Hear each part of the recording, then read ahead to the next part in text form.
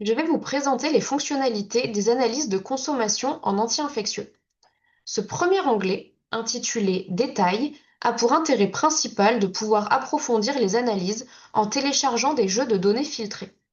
Il permet globalement d'accéder à la synthèse des données rentrées pour un établissement.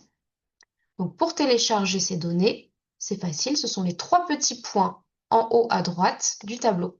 Et ce sera toujours le cas sur les onglets suivants, que ce soit indicateur, par type d'anti-infectieux, par famille, par molécule ou les comparaisons. Ce sont toujours les trois petits points qui permettent de télécharger les résultats.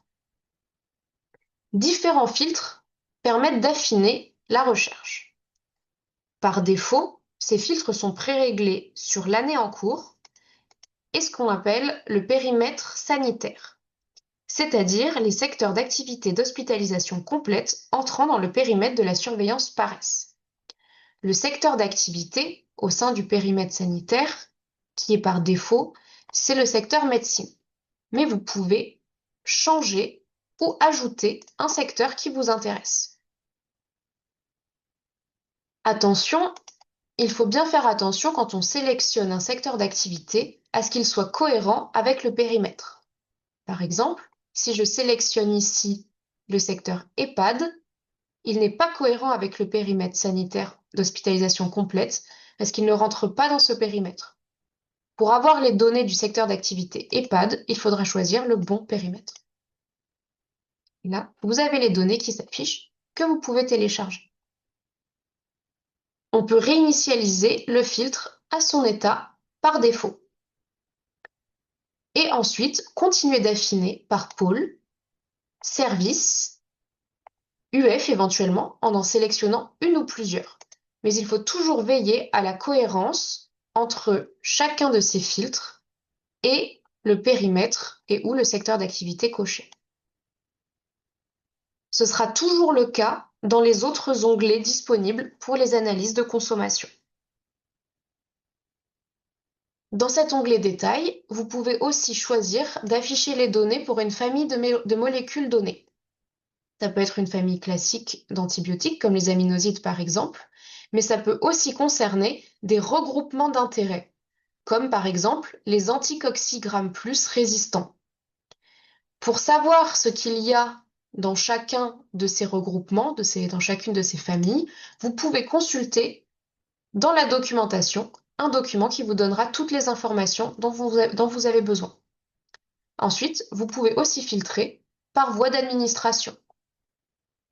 Par exemple, là, les pénicillines orales. Le chargement peut parfois prendre un petit peu de temps.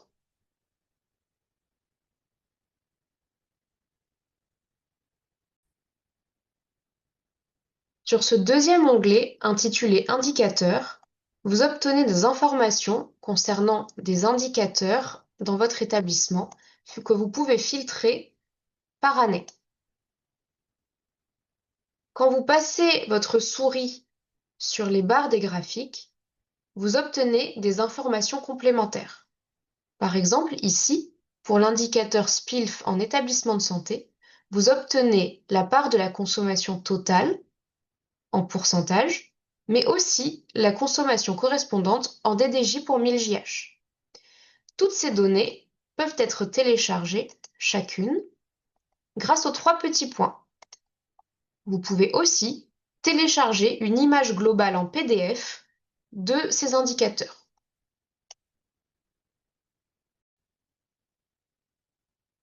Ce troisième onglet, intitulé par type d'anti-infectieux, permet d'aller explorer les consommations de chacun des types d'anti-infectieux, c'est-à-dire antibiotiques, antifongiques, antituberculeux ou autres, dans votre établissement. Pour connaître les médicaments classés dans chacun de ces types, vous pouvez retrouver le détail dans la documentation à disposition. Par défaut, l'année en cours est toujours sélectionnée, ainsi que le périmètre sanitaire et le secteur d'activité médecine. Mais vous pouvez évidemment ensuite modifier tout cela.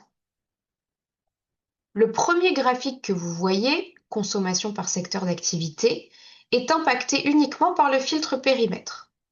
Le périmètre sanitaire est ici sélectionné. On obtient donc des consommations par tous les secteurs d'activité de ce périmètre. En passant la souris sur le graphique, vous obtenez des informations complémentaires. La consommation en DDJ pour 1000 JH du secteur d'activité concerné, mais aussi le nombre de DDJ consommés et le nombre de JH total pour ce secteur d'activité. Cela vous permet de faire des vérifications. En dessous, vous aurez d'abord un tableau. Ce tableau va afficher la consommation en DDJ pour 1000 JH ainsi que le détail des DDJ et des JH pour le ou les secteurs d'activité filtrés et ou les UF filtrés si vous l'avez fait. En dessous, vous aurez la consommation détaillée par UF du secteur d'activité sélectionné pour toutes les UF, avec le détail des consommations en DDJ pour 1000 JH qui s'affiche quand vous passez la souris. Donc par exemple, si je veux aussi avoir les informations en chirurgie dans mon périmètre sanitaire, je vais pouvoir sélectionner ces deux secteurs d'activité.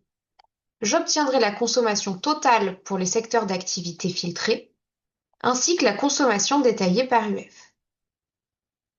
Si je veux avoir le détail en DDJ et en JH, par exemple, pour l'UF 2006 qui est ici, je peux aller filtrer par UF en tapant le numéro et sélectionner uniquement l'UF. J'obtiendrai donc mon tableau, comme je vous le disais, avec le nombre de DDJ pour 1000 JH et le détail des DDJ et des JH. Le graphique là n'a plus forcément d'intérêt dans ce cas. Vous voyez que le premier graphique n'a pas changé car il est impacté uniquement par le filtre périmètre.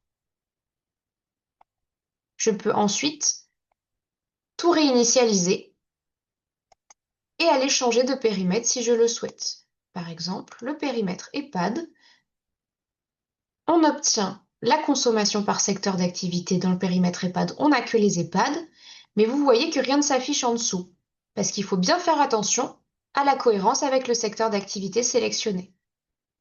Je vais chercher EHPAD et j'obtiens les consommations en DDJ pour 1000 JH, ainsi que le détail des DDJ et des JH pour mon secteur d'activité filtré. Comme je n'ai pas d'UF, je n'ai pas le détail par UF au niveau des filtres.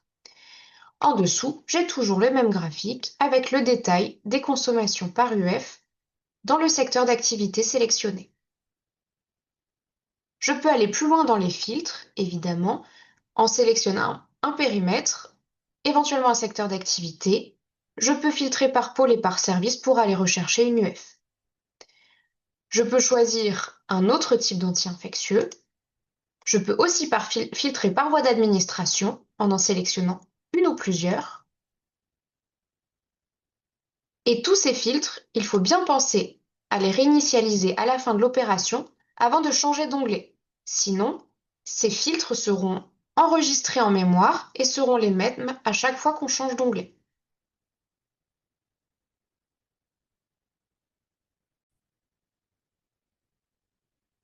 Ce quatrième onglet, intitulé Par famille, fonctionne sur le même principe que l'onglet précédent par type d'anti-infectieux.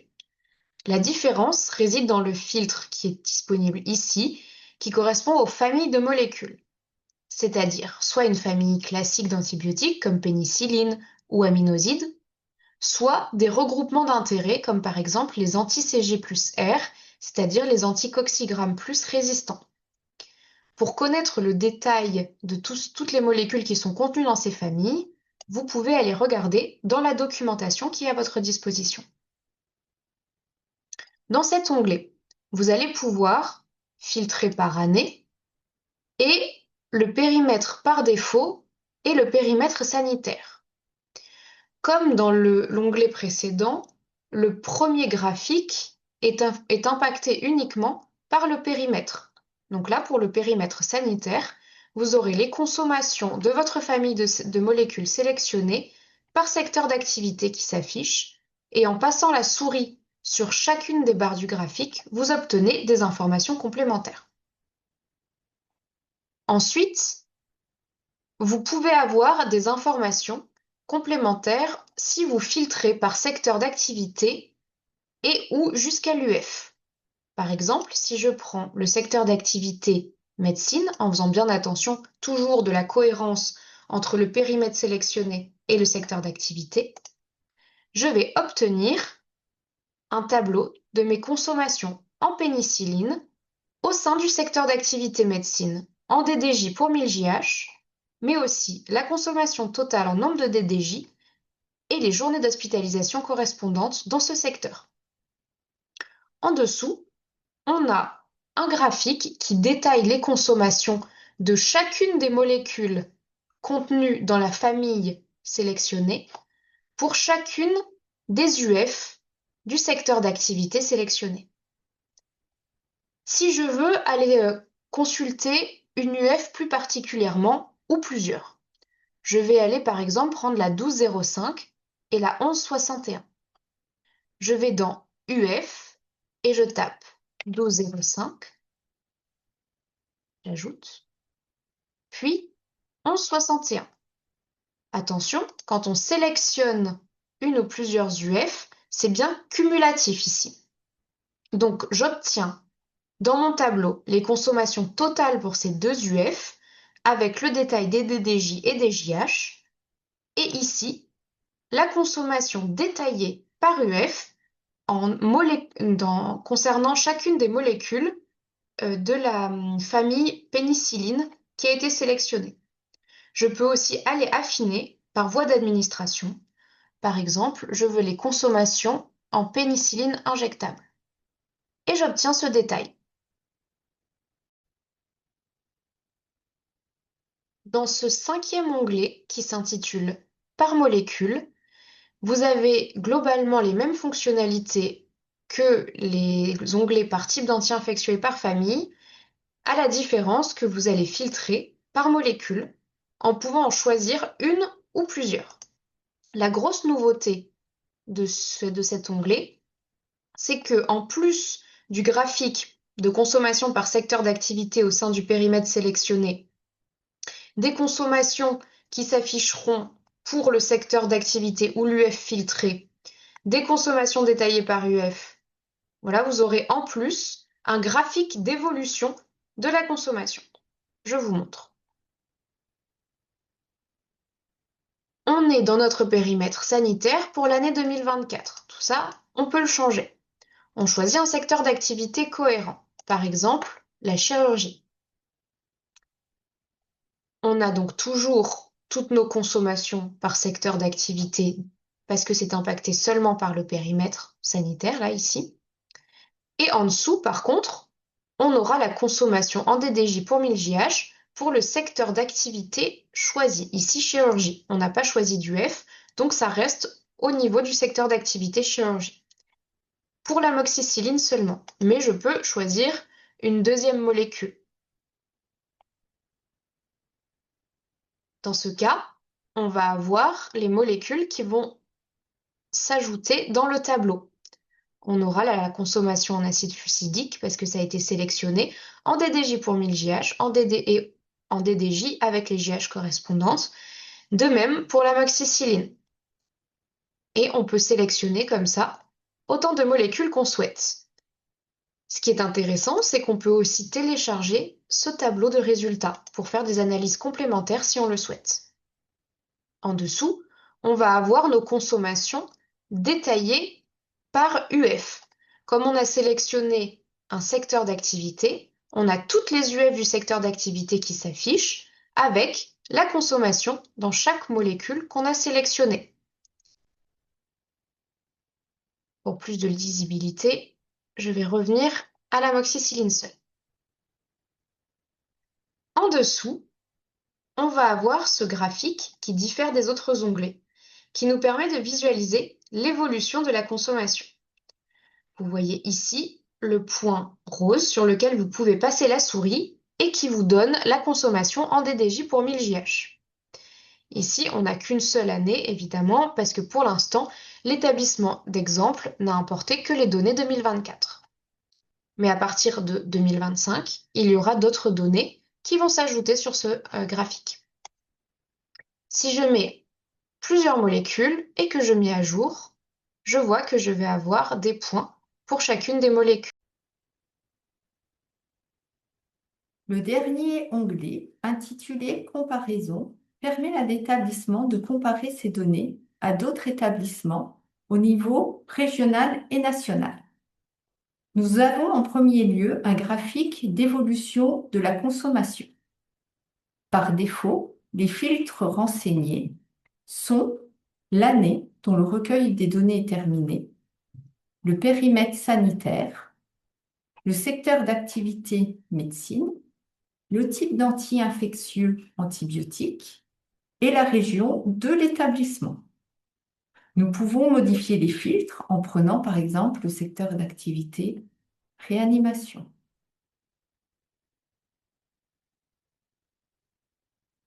On obtient l'évolution de la consommation d'antibiotiques en réanimation pour notre établissement, ici en rose, versus sa région en violet, et en bleu, la consommation nationale. En passant la souris sur les points, on obtient le détail des données. Ici, l'année 2025 est alimentée avec les établissements ayant actuellement apporté des données au trimestre ou à l'année. On retrouve sous ce graphique la consommation d'antibiotiques en DDJ pour 1000 JH de notre établissement pour le secteur réanimation, qui est de 875 DDJ pour 1000 JH. Le bloc en dessous correspond aux données de la région, avec sa consommation d'antibiotiques médiane et la répartition des consommations des établissements de la région. Par exemple, on voit que 6 établissements ont une consommation entre 842 et 1053 DDJ pour 1000 JH. Notre établissement, avec une conso de 875 DDJ pour 1000 JH, fait donc partie de ces 6 établissements. Le dernier bloc présente de la même façon les données nationales. Ce qui est intéressant sur cet onglet, c'est de pouvoir affiner notre comparaison à des établissements en fonction de la catégorie d'établissement et du nombre de lits. Par exemple, si je suis un gros CH, je peux me comparer au CH de plus de 33% de lits de court séjour et avec plus de 300 lits.